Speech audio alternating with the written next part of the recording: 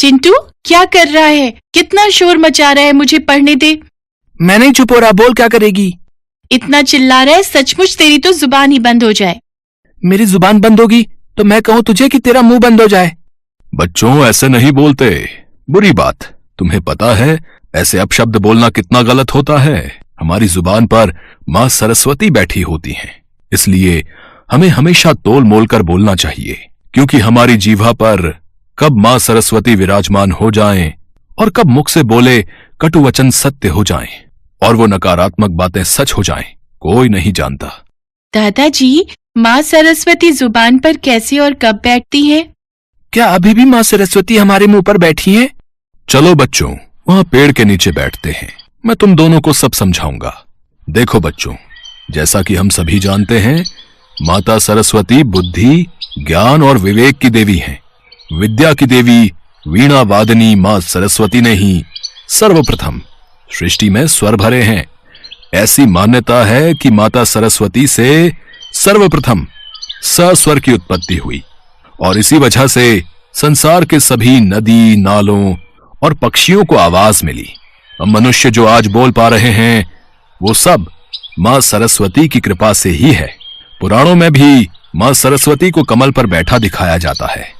कीचड़ में खिलने वाले कमल को कीचड़ स्पर्श नहीं कर पाता, इसीलिए कमल पर विराजमान माँ सरस्वती हमें यही संदेश देना चाहती है कि हमें चाहे कितने ही दूषित वातावरण में रहना पड़े, परंतु हमें खुद को इस तरह बनाकर रखना चाहिए कि बुराई हम पर अपना प्रभाव न डाल सके।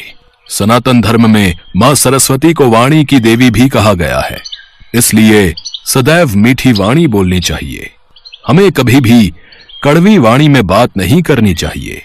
माँ सरस्वती कभी भी जीभ पर बैठी हो सकती हैं। जाने अनजाने बोली गई बात सच साबित हो जाती है, इसलिए किसी अपने या फिर पराये किसी के भी बारे में कभी ना तो बुरा बोलें और ना ही सोचें। माँ सरस्वती कब जिह्वा पर आ जाएं, कुछ कहा नहीं जा सकता। अब मैं तुम्हें बताता हूं कि माँ सरस्वती किस समय हमारे मुख पर विराजमान होती हैं। बच्चों, 24 घंटे में एक समय आता है जब प्रत्येक मनुष्य की जुबान पर माता सरस्वती स्वयं आसीन होती हैं। इस विषय में ऐसा कहा जाता है कि इस समय जो भी शब्द मनुष्य बोलता है वो सच हो जाते हैं। अब बात आती है कि किस समय माता सरस्वती हमारी जुबान पर आसीन होती हैं।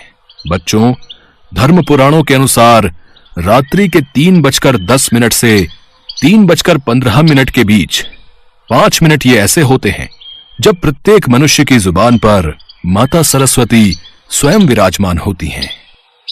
पर दादाजी, रात के उस समय तो हम सो रहे होते हैं।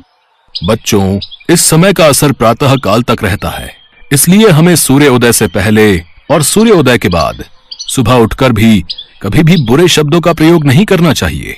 हमें हर सुबह उठकर सबसे पहले ईश्वर और अपने बड़ों को नमस्कार करना चाहिए और उनका आशीर्वाद प्राप्त करना चाहिए। इसलिए यदि माँ सरस्वती से कुछ मांगना ही है तो हमें अपनी सर्वश्रेष्ठ इच्छा माँ सरस्वती से कहनी चाहिए। पापा जी, आपकी ये बातें मैं भी सुन रही थी। ये तो बहुत ही महत्वपूर्ण बात है जो सबको पता होनी चाहिए। मैं तो कई बार आधी रात में उठ जाती हूँ। सचमुच रात को 3:10 से 3:15 तक का वो 5 मिनट का समय बहुत अच्छा है, जब आप अपने जीवन को सर्वश्रेष्ठ बनाने के लिए माँ सरस्वती से कुछ मांग सकते हो। मैं तो माँ सरस्वती से बस अपने परिवार की सुख शांति की कामना करती हूँ। मेरा परिवार सदैव खुशहाल रहे। तुम्हारे पापा जी सही कह रहे हैं। ये बातें कोई कोरी कल्पना नहीं है, बल्कि प्रमाणित सत्य है। माँ सरस्वती का वास हमारी जुबान पर अवश्य होता है।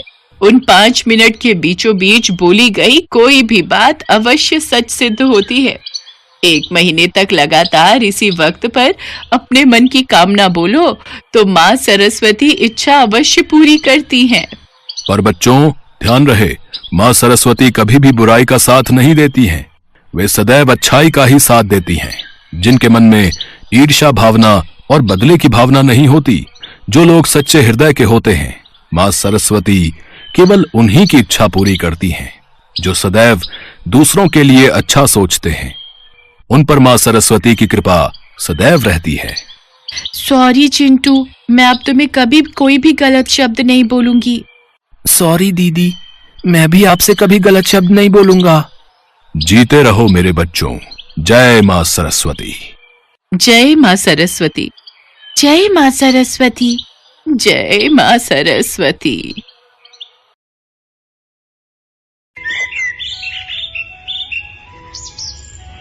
एक समय की बात है। गोमती नाम की एक गरीब बूढ़ी औरत अपने बेटा बहू के साथ रहती थी। गोमती का बेटा सुरेश नेत्रहीन था।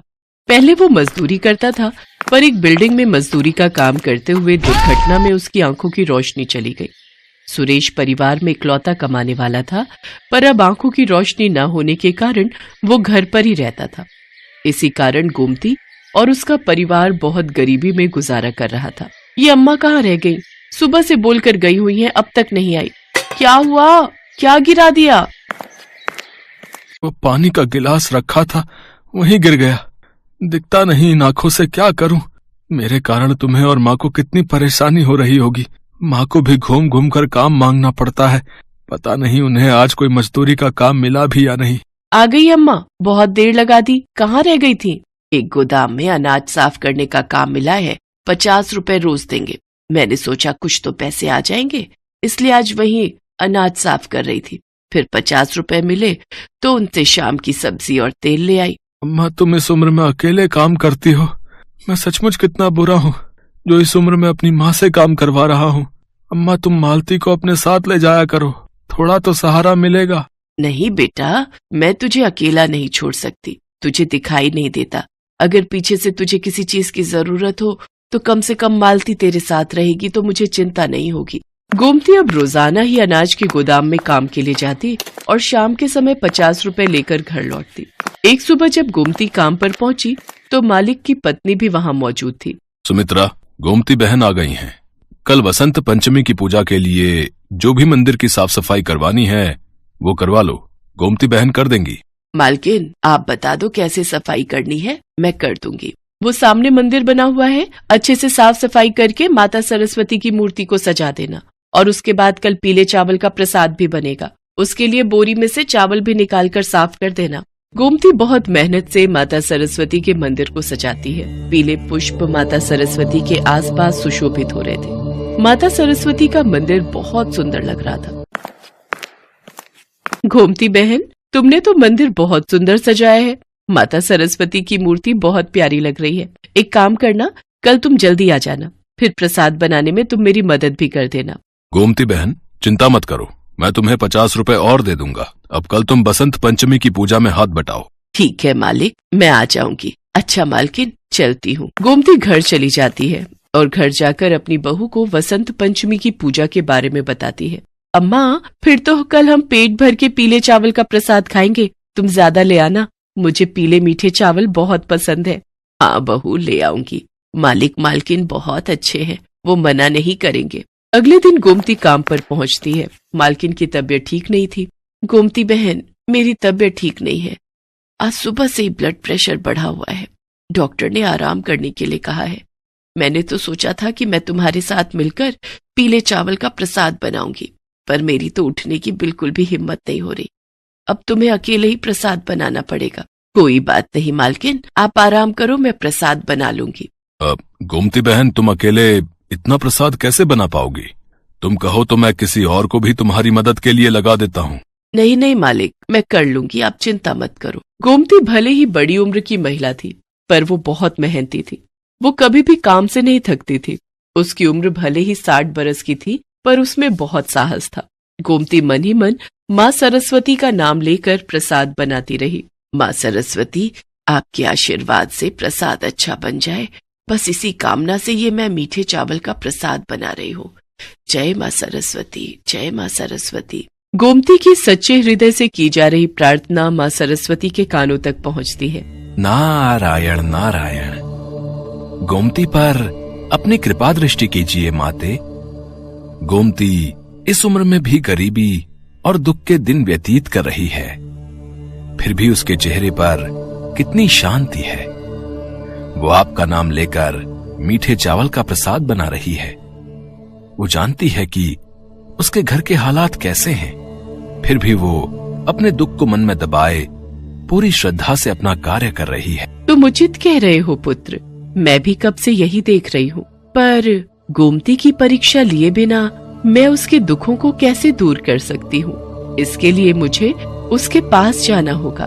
माते, मीठे पीले चावल खाने का तो मेरा भी बहुत मन है। ठीक है पुत्र, तो तुम भी मेरे साथ पृथ्वी लोक पर चलो और आज वसंत पंचमी के शुभ अवसर पर मीठे पीले चावल का आनंद लो। माता सरस्वती एक साधारण औरत का रूप ले लेती है और नारद मुनि एक बालक के रूप में आ जाते हैं।